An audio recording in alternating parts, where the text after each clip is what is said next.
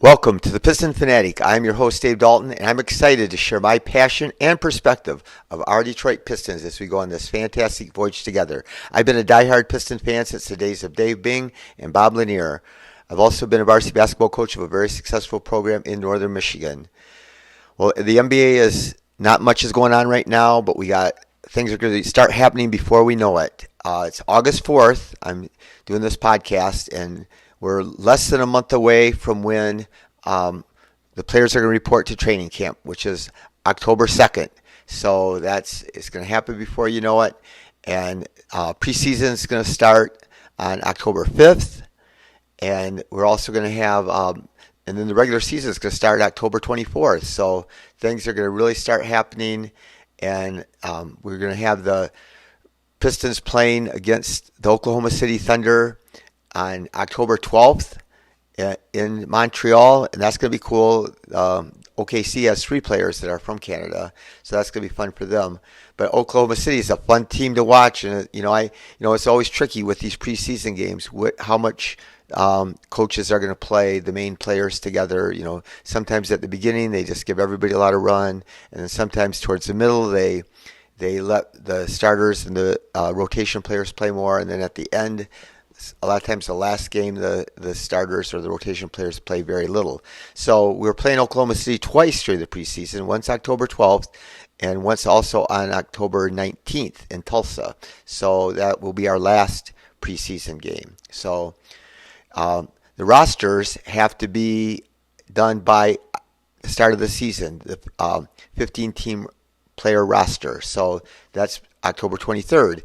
So what's happening now is that we have teams like Oklahoma City who we're going to be playing, and we're going to get to watch these players up close and personal. They have 20 players, so they've accumulated all these draft picks, and they've done a really good job of drafting, and so they got a lot of talented players. So they have 20, and they have to cut it down to 15. So everybody thinks they're going to try to make some trades. There's some certainly players there that could be rotational players for the Pistons someday. But the Pistons have the number one waiver priority because we had the worst record. So the worst record team gets the number one priority. So whatever players become available on the waivers, and there are other teams who have more than 15 players currently on their roster. Now you don't have to carry 15; you have to carry at least 14. So these teams are going to have to cut loose of some potentially good players. Now, are they likely to be life-changing, really change our program? Probably not, but there's still some good players out there, and again, we get the first crack, so a lot of things, we got to kind of wait and see what happens. And so that's why Oklahoma City, a lot of people anticipate they're going to want to make some trades for some of their good young players. They also have more draft picks coming up, so it seems to me they would want to consolidate some of their draft picks and players and try to go for it now. They have a lot of great players, young players on their roster, and so we'll see what happens. So the trade, there's lots of people speculating on different podcasts about trades, and I just sit back and I think, most of them are never going to happen, and there's always lots of rumors. There was a rumor of, Dallas wants Bojan for Hardaway and JaVale McGee, and we also would throw in Killian. So, and then that deal got nixed. I mean, obviously, I'm sure the Pistons didn't want that deal. What do we want? Hardaway's a good player. We have no use for McGee, and so that, that's a bad trade would be for us. They have a pick they could trade in a first-round pick in 2027. So that would make it worth it if we wanted to trade Bojan. But other than that, we would not want to make that trade. And we don't need to add Tim Hardaway to our roster. And he's a little bit younger than Bogey, but he likes to shoot. He's not a great defender. He's not as good a shooter. Maybe he's, if you look at defense and offense combined, he might be slightly better if he's having a good year. But I have no use for that trade. There's no reason for us to make a trade unless it's going to make us exponentially better. If it's a young player that could be a piece or add to our roster. But I don't like repeating myself, and I know there's some podcasters I know that even in one segment they will repeat themselves like 5 times, and I try to avoid doing that, but I am not going to stop hammering the home. We are in a year of trying to win. We're in a year of an exciting year where I think our players are, I think, going to play really great and fun to watch, but we are still in a big, big evaluation year. So we need to, and a developmental year. So Cade does need another year to see what he can do. He's only played really one season, full season, if you combine his first 2 seasons. And we got those other young players that all need to get better. We need to see what Asor can do. So why do we want to add a small forward? And there's a lot of these trades that people want us to add a forward when we have Asor and we have Bogey. And if we trade Bogey, I would want to trade him for a draft pick and not another player. And because we want to see what these guys can do, we want to give our guys minutes and we want to give them opportunities, which means shots. There's only so many shots to go around, and if Bogey takes 18, then there's 18 less for other people to take that we want to develop. I said over and over again, I love Bogey, and I'm not afraid to have him on our team. I love watching the way he plays. He's a great professional player. He's a great mentor for our players, just to watch how he goes about. I said last year I watched him talk to players on the sideline constantly. When he was injured and when he wasn't injured, he still was always talking to the players and in their ear, trying to help the team and trying to help the young players to get better. So I'm not thrilled about trading him. What I would suggest, and I don't have any control, but the first month of the season, we can watch what Bogey does and see how things are going. If he's really helping us and we're winning a bunch of games, I'm all for keeping him. And there's a lot chance that he could be a huge help, and it would be fun for our players to win. And if things are fitting and clicking, that would be cool. Another cool thing about winning, there is a chance we could get off to a good start. We're projected to be the worst team in the league. We're projected to win only 27 and a half games, like I said in the last podcast. But things could be different, and I think that if we caught lightning in a bottle and everything clicked and things came together quite quickly, and we have a lot of talent, and we were winning early, that could also get us a lot of attention. We saw last year the teams that had that got off to fast starts, like the Pacers got off to a fast start. So there was lots of hype and lots of stuff for Benedict Mathurin, and he got off to a great start. He tailed off real fast later, and then there's been other teams like the Toronto Raptors 2 years ago when they got off to a fast start. And they had, so they got a lot of hype early on, and they ended up getting the Rookie of the Year just because, they had such a good record, not because maybe their players played better, but because they got off to a good start. So hopefully that happens, but then we still want to trade him. And I don't know, I don't like to, I try to focus on the Pistons on this podcast, but Detroit fans, I haven't been as big a Tiger fan. I was growing up since like 1966. I was a big Tiger fan, and in '68 I was a huge Tiger fan. But all throughout the years in '84, we had some really nice teams, and I followed the Tigers real closely, but not so much lately. They've been hard to watch, and there's not a lot of hope. But we had the trade deadline for Major League Baseball came up, and Eduardo Rodriguez.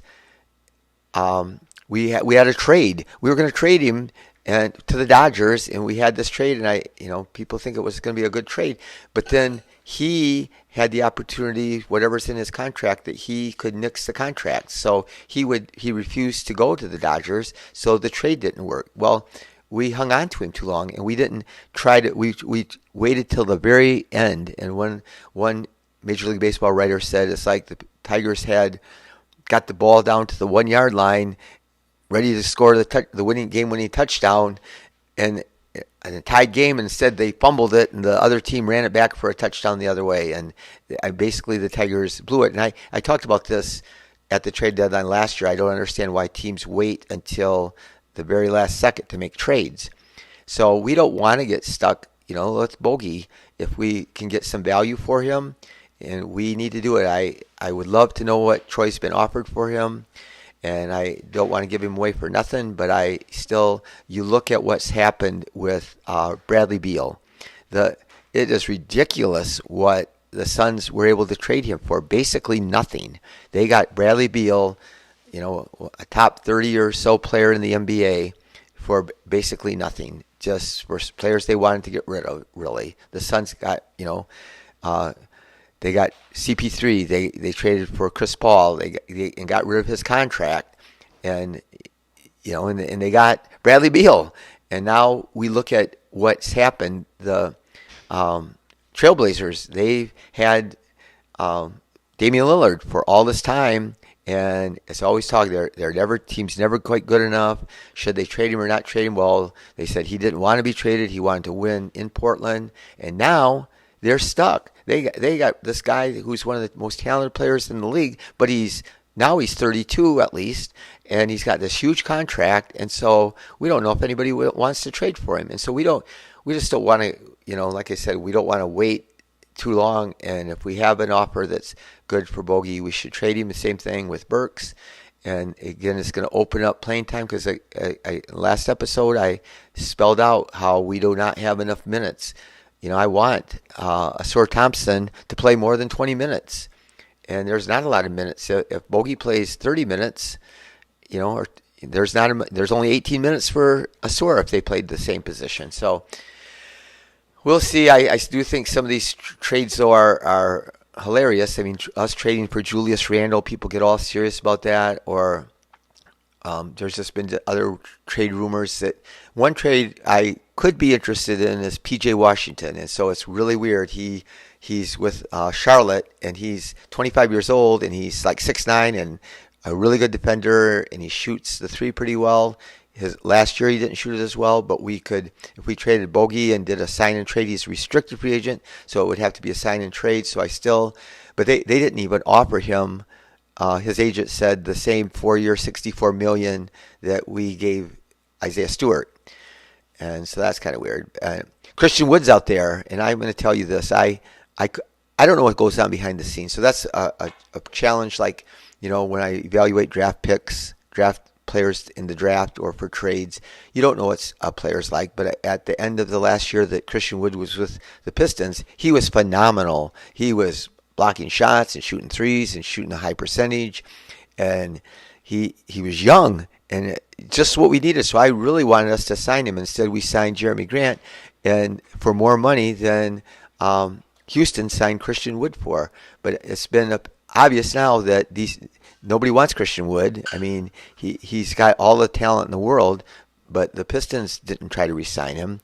And Houston was a young rebuilding team that had this talented, gifted player, and they didn't want him. And then Dallas got him, and they need talent. They're kind of handcuffed with salary cap wise and asset wise. So they needed a guy like that, and they got him for basically nothing, but he didn't work out there. So obviously there's something in the locker room, something about the way he plays or his attitude. I'm not sure what it is, but we don't need that on the Piston team, and we have too many players right now that we don't have enough minutes for. So now I'm going to throw out a few tidbits about the NBA things that are interesting to me. One of them is some of these are random, that only 11 players played the full schedule last season that played in every game. And I've talked about this a little bit about how players sit out so much. And it's the lowest since 1967, the fewest players that have played the full games. Here's another cool tidbit of trivia. In the past 5 years, only 4 players have made 700 threes and shot 40%. And you guessed it, Steph Curry's one of them.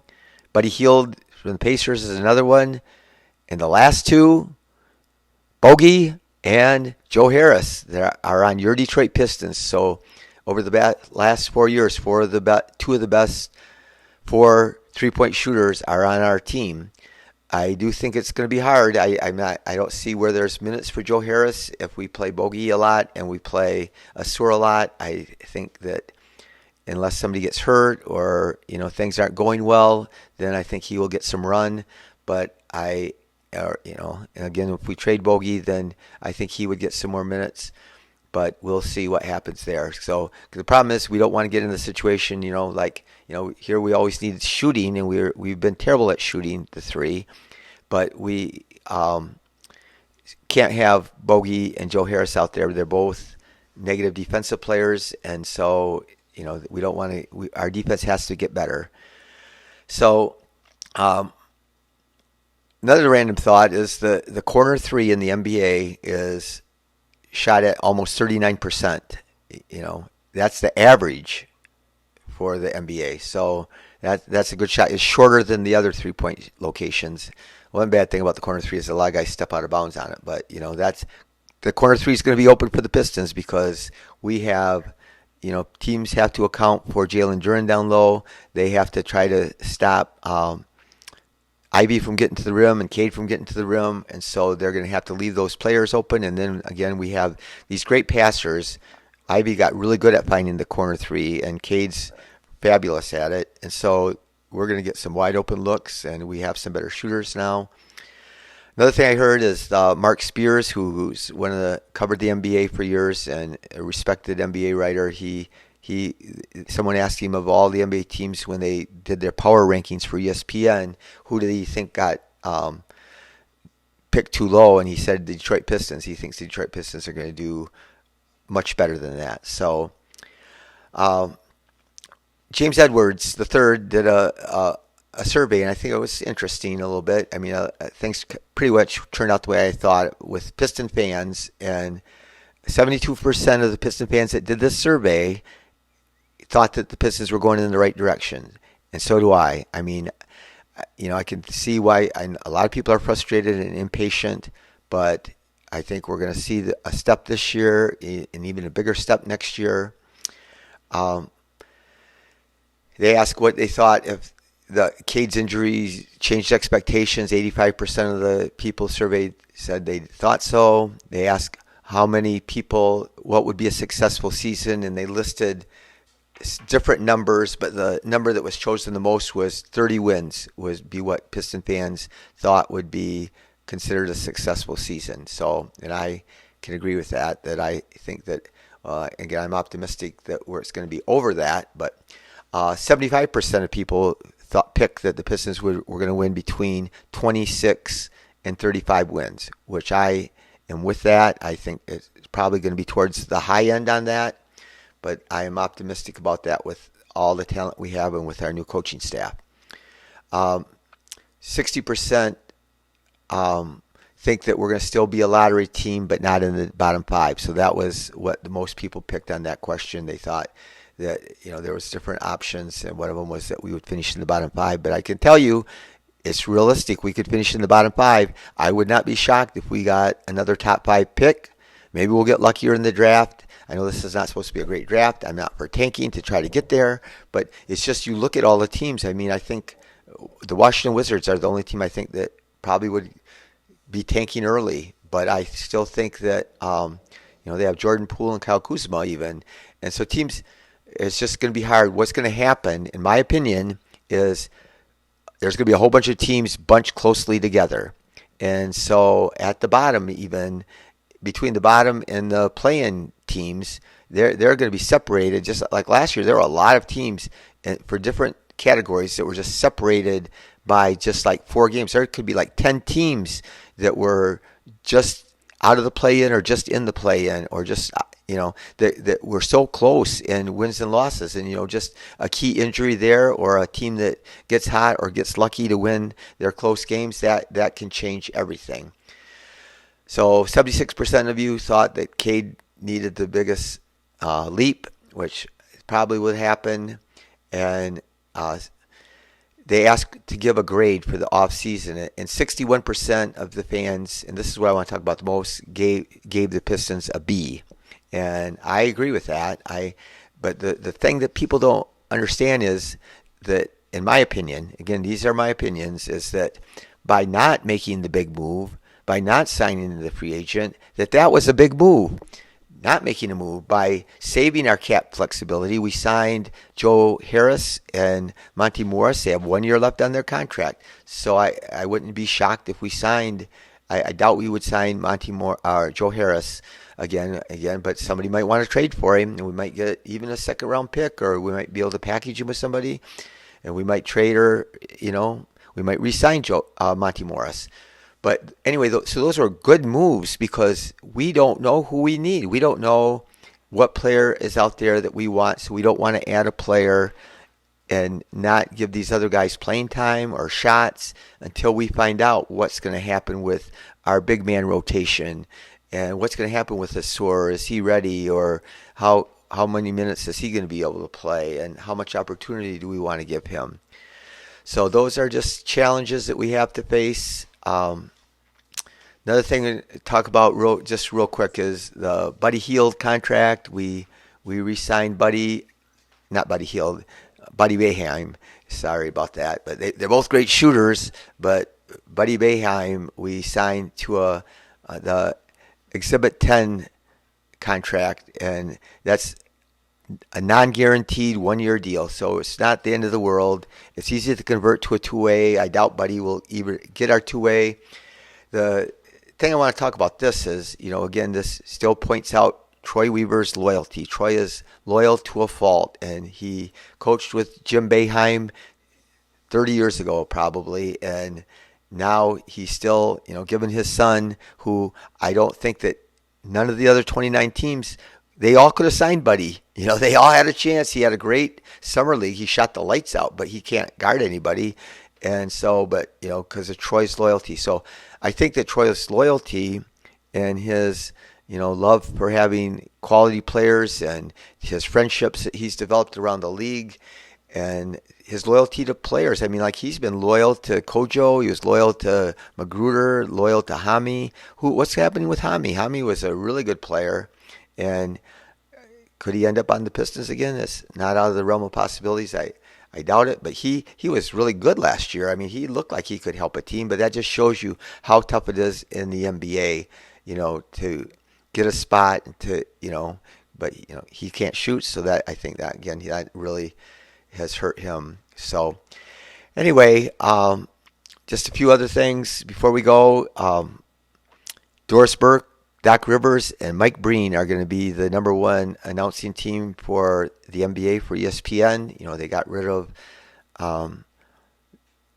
of a couple of other people, Jeff Van Gundy, and Mark Jackson, who have done games for years. I never was impressed with them. You might have liked them, but Van Gundy again, he did a lot of complaining about the refs and bad calls and rules he wanted to change, but he didn't. Instead of digging into what was going on in the court and the actual games and stuff. But I think that Doris Burke and Doc Rivers will probably be better. Mike Breen is he's an icon. He is a great announcer. He has a great voice, but he really is a good announcer. He's a Hall of Fame guy. So that's not a big deal. But Anthony Davis just signed the richest contract based on yearly payout, which is like $62 million. It'll average like $62 million a year.